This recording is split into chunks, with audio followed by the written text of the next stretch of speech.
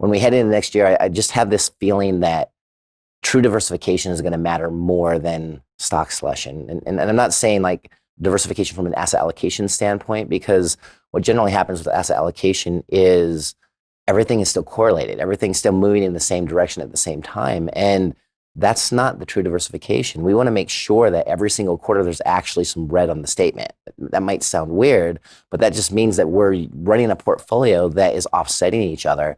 And if we continue to do that, when that bad thing happens, whether that's next year or 2 years or 3 years or whatever, when it happens, we're protected. But as the trend is continuing, we're still running a lockstep with everything else that's going on.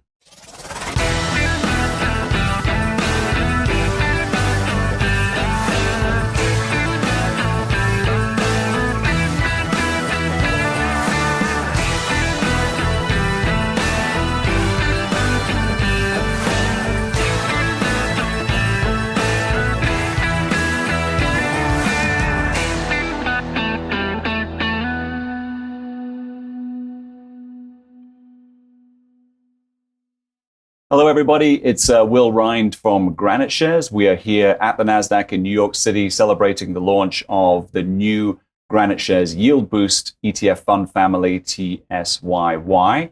And we're talking to some of the top investors and financial advisors here in the country about this year and thoughts for next year.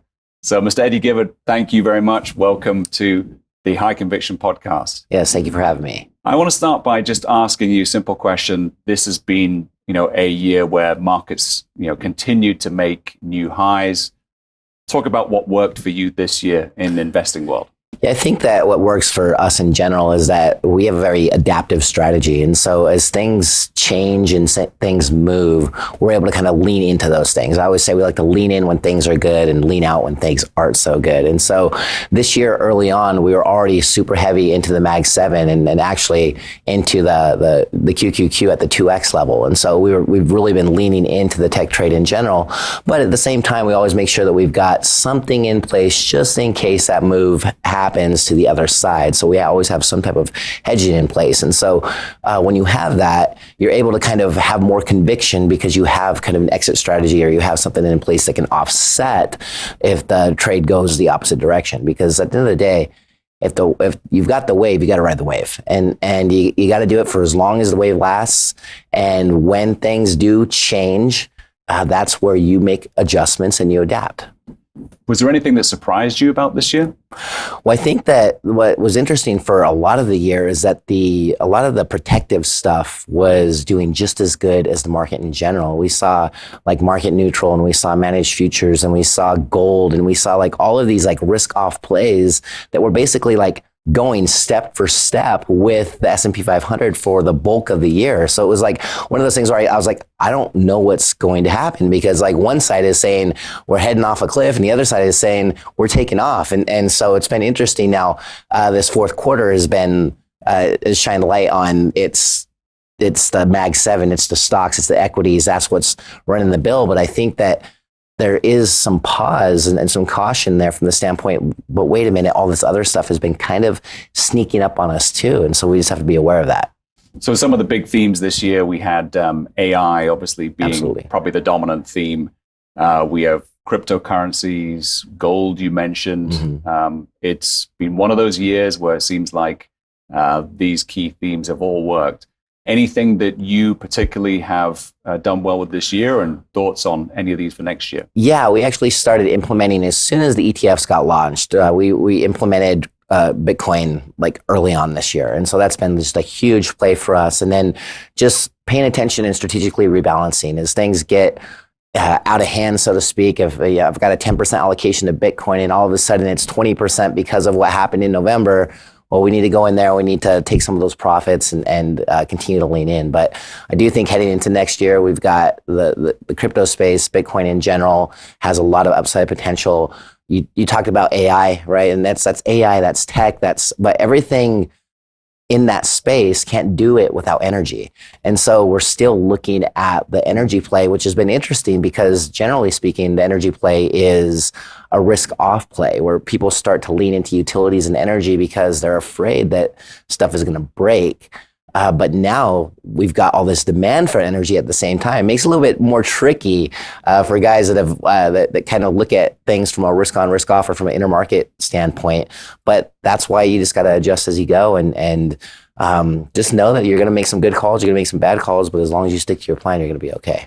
So when talking about being okay, we're at the end of the year, thinking about 2025. How are you sort of thinking about next year in terms of your outlook? Well, we're still definitely leaning into the trend that is the Mag 7, that is cryptocurrency, that is all of that stuff. You know, we've liked Tesla for a long time. It's been a good part of the portfolio. But when we head into next year, I just have this feeling that true diversification is going to matter more than stock selection. And I'm not saying like diversification from an asset allocation standpoint, because what generally happens with asset allocation is everything is still correlated. Everything's still moving in the same direction at the same time. And that's not the true diversification. We want to make sure that every single quarter there's actually some red on the statement. That might sound weird, but that just means that we're running a portfolio that is offsetting each other. And if we continue to do that, when that bad thing happens, whether that's next year or 2 years or 3 years or whatever, when it happens, we're protected. But as the trend is continuing, we're still running a lockstep with everything else that's going on. And in terms of diversifiers, anything specific on your mind, the portfolio? Is diversification for you Bitcoin? Is it gold? Is it something else? Yeah, it's a little bit of everything. I'm a huge fan of, I say that we're multi-asset, multi-methodology. And so multi-asset meaning stuff like managed futures, gold, commodities, as well as like your traditional equities, small cap, mid cap, growth value, like all of that stuff. But then also multi-methodology from the standpoint of how can we find the stuff that's actually taking off, right? Using technical indicators, using momentum, using different types of factors to identify those things. And then anytime you buy something, just make sure that you got something over here to offset it just in case. So this being the High Conviction podcast, as you know, we always like to end with the high conviction idea. So what is your sort of highest conviction investment idea or trade for next year? Well, I'm definitely saying lean into cryptocurrency. The adoption rate is still growing. It's a wonderful supply and demand story. There's only so many Bitcoin out there. And as more and more people are accepting it, and we see more and more advisors introducing it into portfolios, that just gives it a lot of traction and a lot of upside potential next year. Excellent.